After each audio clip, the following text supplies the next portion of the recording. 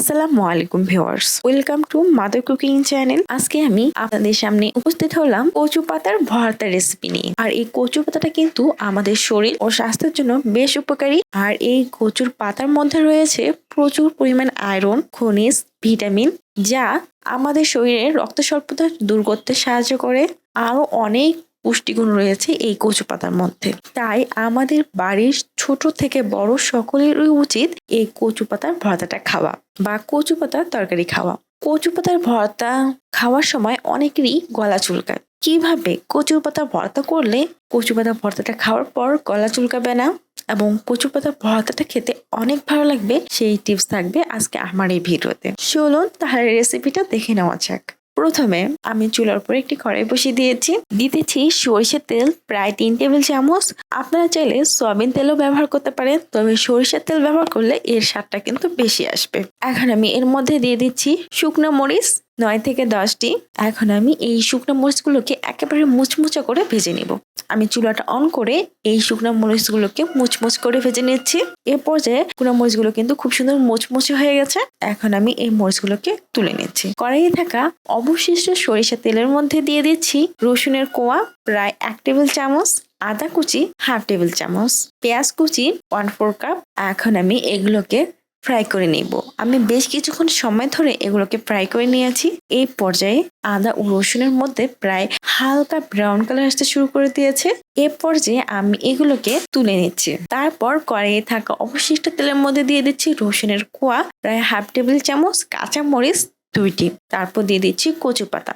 কচু পাতা দেওয়ার পর কড়াইটা একেবারে ভর্তি হয়ে গিয়েছে, তাই আমি এই কচু পাতাগুলোকে একটু নাড়িয়ে দিচ্ছি। দিয়ে দিচ্ছি লবণ পরিমাণ মতো। তারপর আমি কচু পাতাটাকে নাড়িয়ে দিচ্ছি। আর এই লবণটা দেওয়ার কারণে কচু পাতাটা কিছুটা পানি ছাড়তে শুরু করবে। আর এই পানির মধ্যে কিন্তু আমি এই কচু পাতাটাকে খুবই ভালোভাবে কুক করে নিব। আমি লবণ দেওয়ার পর নাড়িয়ে দেওয়া হয়ে গেলে কড়াইয়ের ঢাকনা লাগিয়ে দিচ্ছি আর চুলার মিডিয়াম আছে এই কচু পাতাকে খুব ভালোভাবে সিদ্ধ করে নিচ্ছি। ফিরে এলাম বেশ কিছু সময় পর। এই সময় কিন্তু কচু পাতা থেকে কিছুটা পানি বের হতে শুরু করে দিয়েছে। এখন আমি এই কচু পাতাগুলোকে খুব ভালোভাবে নাড়িয়ে দিচ্ছি যাতে কড়াই তলানিতে কোনো প্রকার দাগ লেগে না যায়। আর এই সময় যেহেতু কচু পাতা থেকে কিছুটা পানি বের হয়েছে, আমি আবারও কড়াইয়ের ঢাকনা লাগিয়ে দিচ্ছি এবং চুলার আঁচটা মিডিয়াম লো করে দিচ্ছি। আর মিডিয়াম লো করেই এখন আমি বাকি কচু পাতাটাকে খুব ভালোভাবে সিদ্ধ করে নিব।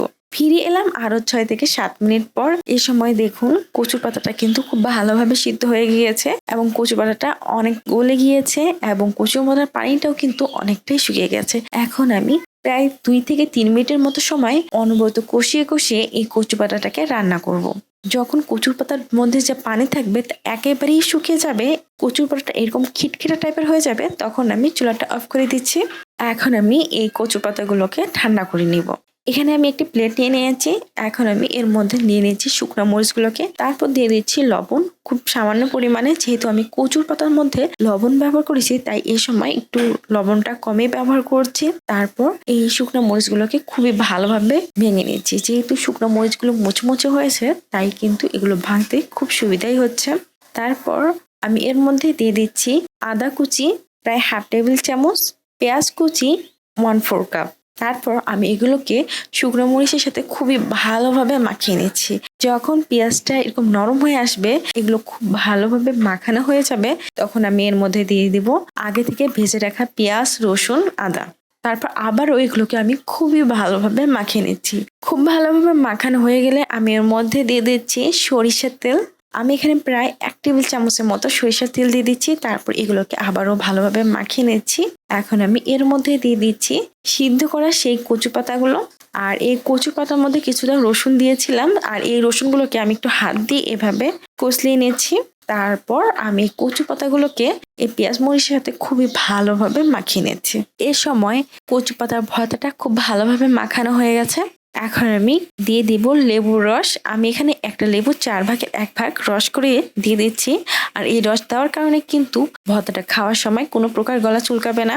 তারপর আমি আবারও এই ভর্তাটাকে খুব ভালোভাবে মাখিয়ে নিচ্ছি। এখন আমার ভর্তাটা একেবারে রেডি হয়ে গেছে। আর এই কচু পাতার ভর্তা দিয়ে গরম ভাত খেতে কিন্তু খুবই মজার।